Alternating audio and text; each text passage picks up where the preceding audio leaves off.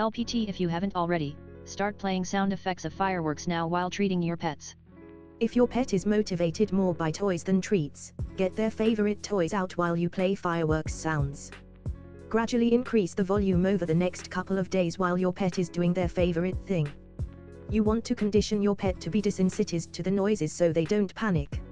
You should be able to help them at least a little bit by the 4th of July, but once it's over, keep up the conditioning because it can help with thunderstorms as well.